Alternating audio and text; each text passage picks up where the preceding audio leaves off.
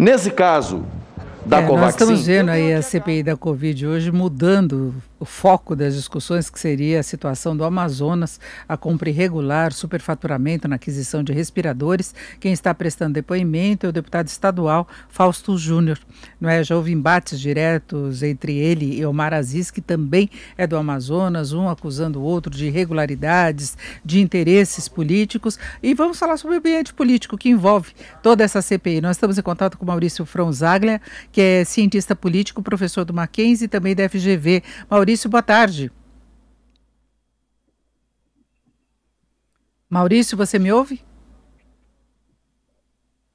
Maurício não está ouvindo, nós vamos continuar acompanhando então um pouquinho da CPI da Covid. Quem está falando é o senador Marcos Rogério. Estamos um problema aí no contato com o Maurício Fronzaglia, que é cientista político, né? Mas a gente vê hoje as discussões tomando um outro caminho político, inclusive em relação ao próprio Amazonas, tem representantes de lá que têm posições políticas divergentes, aí a gente tem uma segunda divergência política, polarização aí em relação às posições, senador Omar Aziz questionando porque de o deputado que foi relator da comissão não ter indiciado o governador lá do Amazonas. Agora sim, acho que conseguimos falar com Maurício Fronzaglia, que é cientista político.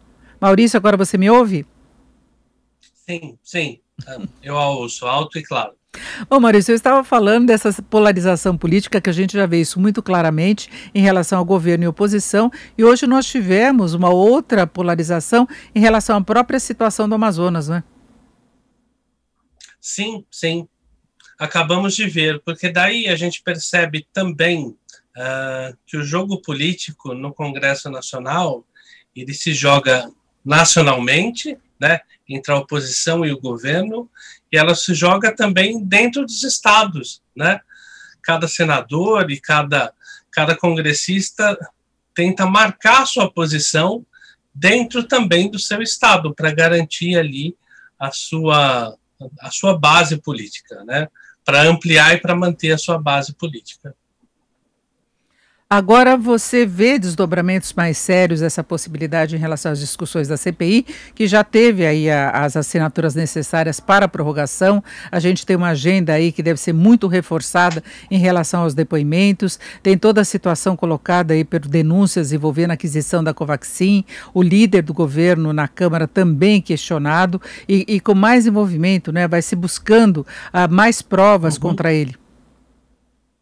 Olha, é uma teia, né, que você vai, é um novelo que você vai desfazendo. Então, a partir dessa grave denúncia sobre o superfaturamento, né, na compra da vacina Covaxin, né, então, isso vai trazendo à tona, né, vários dos atores envolvidos. Então, não é só o funcionário do Ministério da Saúde, não é só seu irmão que é deputado, então também tem o líder do governo, o presidente já fez o que ele costuma fazer com todo caso, que não lhe é bem-vindo. Ele fala, eu não tenho nada com isso, né? Quando ele falou, eu não tenho como saber o que acontece nos ministérios. E olha só, ele é um presidente da República, ele tem que saber o que acontece nos ministérios, é responsabilidade dele. Mas, então, ainda é um novelo para se desvendar, né? Para saber de todas essas ações que estão por trás, quem realmente ali agiu, se agiu de má fé, e o quanto isso vai até o conhecimento do governo federal, vai até o conhecimento do presidente da República. Quando ele fala que não tem como acompanhar tudo que acontece nos ministérios, ele pode fazer referência também a outros ministros. Nós temos o caso de Ricardo Salles, que deixou o ministério e está sob investigação. Sim, mas o engraçado é que quando as notícias são boas, aí você sabe o que acontece nos ministérios. Tá? Sejamos justos, essa não é uma prática exclusiva do presidente da República. Essa é uma prática exclusiva, essa não é uma prática exclusiva, essa é uma prática até comum de muitos governantes quando são confrontados com escândalos em seus governos. Eles falam, né, não ter como saber de tudo o que acontece. Mas o presidente da República, ele é o responsável, é o comandante em chefe né? Ele é o responsável maior pela administração do governo no Brasil, né? E cabe a ele cobrar os seus ministros, né? E cabe a ele essa atualização das coisas que acontecem. Mas ele tem se saído muito bem nessa estratégia de se blindar, de blindar a si próprio, de se proteger dos escândalos que afetam os seus aliados mais próximos.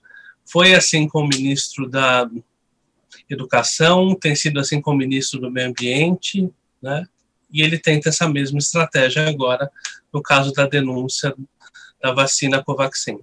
Agora, é uma coisa complicada quando envolve a base de apoio do governo, por exemplo, o caso do deputado Ricardo Barros, porque dependendo das movimentações aí do governo, pode criar uma animosidade contrária, né, a essa base que a gente sabe que é muito frágil, né, e que flutua conforme os interesses vão surgindo.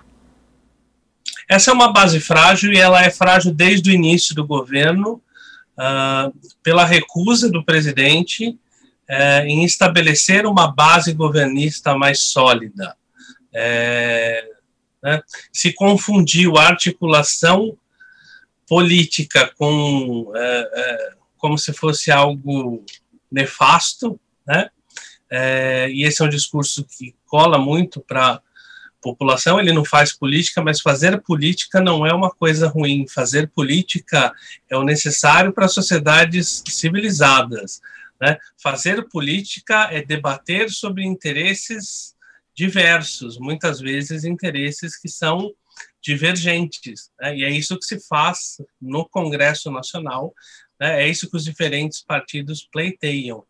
Então, por ele não conseguir formar uma base de governo, né, ter um compromisso que em torno dele se aglutinassem os partidos políticos, ele se viu tendo que usar do expediente até de um orçamento secreto, né, do orçamento que não aparecia, que foi ali denunciado pelo TCU, para conseguir manter essa base, né?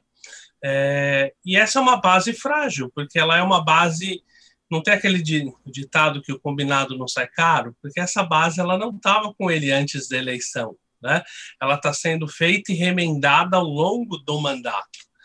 Então, o preço a pagar é muito mais caro, né? Porque eles percebem também a fragilidade de um governo e eles negociam, e os deputados e congressistas, eles negociam ali o que é de melhor para eles. Então, e essa base ela fica com o presidente, né? Essa base é o que a gente chama de centrão, e que o líder do governo é um grande exemplo, porque ele já participou de todos os governos anteriores, né? É um conjunto de deputados que está sempre na base aliada, e o centrão ele deve a sua lealdade enquanto o presidente consegue governar e tem uma popularidade que lhe garanta a continuidade do mandato. Caso contrário, essa base também ela se descola do presidente, como a gente viu recentemente no caso da presidente Dilma, e se a gente for lembrar, algumas décadas atrás, do presidente Collor. Agora, para fecharmos, Maurício, a gente vê que a CPI, com essa prorrogação, ela pode ter novas vertentes de investigação, porque a gente viu novos fatos sendo agregados agora, se diz até da possibilidade de depoimento da ex-esposa de Pazuello, aqueles conflitos familiares que às vezes chegam até essas investigações, e tem o reforço de outras investigações que vão ocorrendo, e aí até a imprensa tem um papel relevante, como essa questão do advogado, do Ricardo Barros, que teria sido representante legal de uma outra vacina que estava participando aí de negociações com a Anvisa, né? Então vão se agregando novos fatos que podem não ter relevância de verdade, mas vão redirecionando, inclusive, os trabalhos da CPI. Sim. O exemplo da compra da Covaxin é um grande exemplo, vem a confirmar o que você acabou de dizer, né? Não era o alvo inicial, né? E se chegou a ele. Então, essa prorrogação da CPI, há muito novelo que precisa ainda ser desvendado, né?